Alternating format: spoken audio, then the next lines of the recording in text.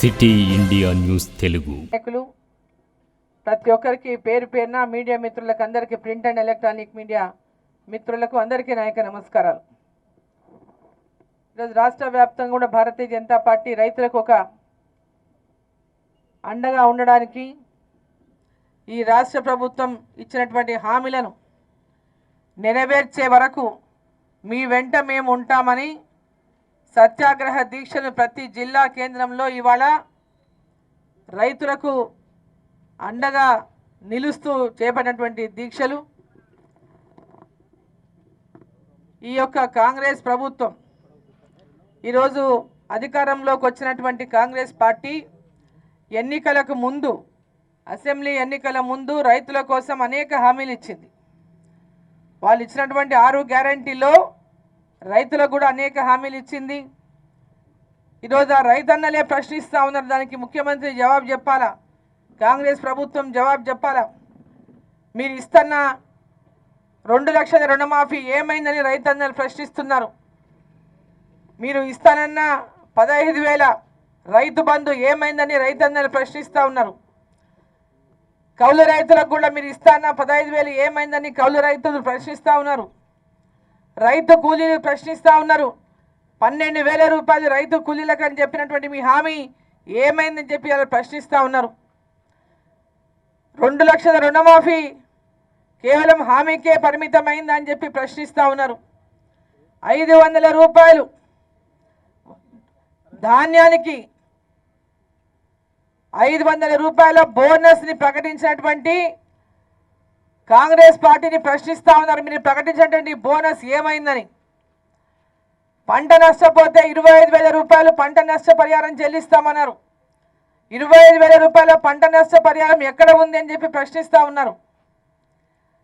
వాళ్ళ రైతులకు పండినటువంటి పంటలకు చేతికొచ్చే సమయానికి కూడా నీళ్లు అందించలేనటువంటి దుస్థితిలో ఉన్నటువంటి కాంగ్రెస్ పార్టీని, కాంగ్రెస్ ప్రభుత్వాన్ని ప్రశ్నిస్తూ ఉన్నారు. ఏది మీ రైతులకు ఇచ్చినటువంటి హామీ అని, ఏది మీ రైతులకు ఇచ్చినటువంటి భరోసా అని.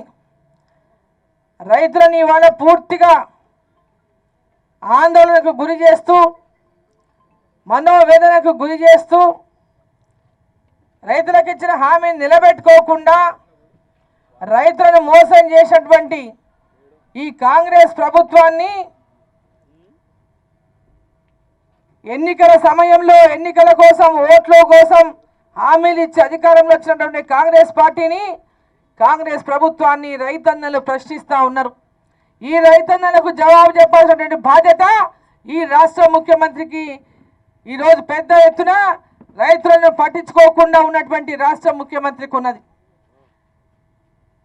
వీరికి అందరికీ కూడా ఎన్నికలు వచ్చినాయని ఎన్నికల మీద మీకున్న ధ్యాస పార్లమెంట్ ఎన్నికల్లో గెలవాలన్న ధ్యాస తప్పితే ఈ రైతాంగం గురించి ఒక్క పూటనైనా ఈ రాష్ట్ర ప్రభుత్వం ఆలోచిస్తుందని చెప్పి నేను ప్రశ్నిస్తూ ఉన్నా.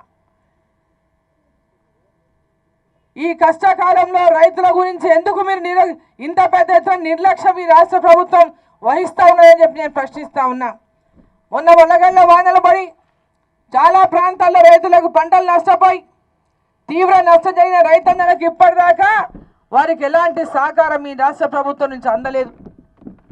కేవలం మాటలకు, కాగితాల మీద రాతలకే పరిమితమైపోయినాయి కాంగ్రెస్ ప్రభుత్వం యొక్క హామీలు, కాంగ్రెస్ పార్టీ యొక్క హామీలు. ఈరోజు 24 గంటల కరెంట్ అంటూ ఉన్నారు.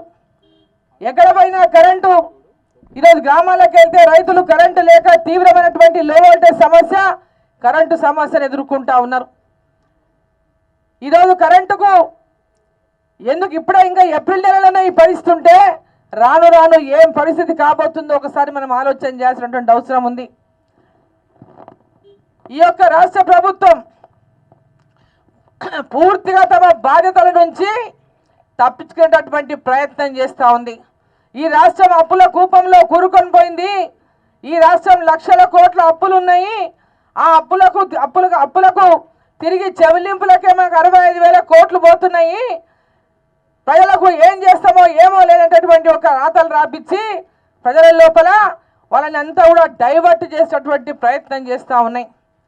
ఎన్నికలకు ముందు కూడా ఈ యొక్క రాష్ట్ర ప్రభుత్వం అప్పుల్లో ఉన్నటువంటి విషయాన్ని రాష్ట్ర ప్రజలకు అందరికీ తెలిపినటువంటి మరి కాంగ్రెస్ పార్టీ కానీ ఆనాడు భారతీయ జనతా పార్టీ పెద్ద ఎత్తున ఈ రాష్ట్ర ప్రభుత్వము ప్రజలను హామీల పేరుతో మోసం చేసి ప్రాజెక్టుల పేరుతో పెద్ద ఎత్తున అవినీతి చేసి అప్పులు తీసుకొచ్చి ఇవాళ రాష్ట్రాన్ని అప్పుల పాలు చేసిందని పెద్ద ఎత్తున ప్రజలకు ఈ యొక్క బీఆర్ఎస్ పార్టీ పైన వ్యతిరేకాన్ని భారతీయ జనతా పార్టీ నిర్మాణం చేస్తే ఏ ఒక్కనాడు ప్రజల పక్షాన నిలబడి పోరాటాలు చేయనటువంటి కాంగ్రెస్ పార్టీ కేవలం 6 గ్యారెంటీలని అబద్ధాలు చెప్పి బీఆర్ఎస్ పార్టీ కంటే ఎక్కువ చెప్పాలి, అప్పుడే మనకు ఓట్లు పడతాయి, మనం గెలుస్తామని ముందైతే అడ్డగోలుగా హామీలు ఇచ్చేద్దాం, గెలిచేదే ముందు ముఖ్యమని హామీలు ఇచ్చే అధికారంలోకి వచ్చిండ్రు. వచ్చిన వెంబడే ఈ హామీలని నెరవేరుస్తామన్నారు. తర్వాత 100 రోజుల సమయాన్ని అడిగిండ్రు. 100 రోజుల సమయం అంటే పార్లమెంట్ ఎన్నికలు వస్తాయి, ఎన్నికల పేరు మీద మనం తప్పించుకోవచ్చు కోడ్ పేరు మీద అని. ఈరోజు ఈ ప్రభుత్వానికి చిత్తశుద్ధి లేదు రైతుల పైన, రైతుల యొక్క అభివృద్ధి పైన కానీ, రైతుల యొక్క కష్టాల పైన కానీ, రైతును ఆదుకునేటటువంటి విషయంలో కానీ ఈ రాష్ట్ర ప్రభుత్వానికి ఎలాంటి చిత్తశుద్ధి లేదు. కాంగ్రెస్ పార్టీ పెద్ద ఎత్తున మోసం చేసిందే తప్ప మళ్ళీ రేపు పార్లమెంట్ ఎన్నికల కోసం అనేక అబద్ధాలు చెప్పి ఈరోజు మళ్ళీ ఓట్లు వేయించుకునేటటువంటి ఒక తాపత్రయంతో పచ్చి అబద్ధాలు మాట్లాడుతున్నటువంటి కాంగ్రెస్ పార్టీకి రైతన్నలంతా బుద్ధి చెప్పడానికి సిద్ధంగా ఉన్నారని చెప్పి ఈ సందర్భంగా నేను తెలియజేస్తా ఉన్నా. వీళ్ళ మాటలు నమ్మే పరిస్థితిలో ఈరోజు ప్రజలు లేరు, రైతులు లేరు. ఈ ప్రభుత్వం ఏమి చేయనటువంటి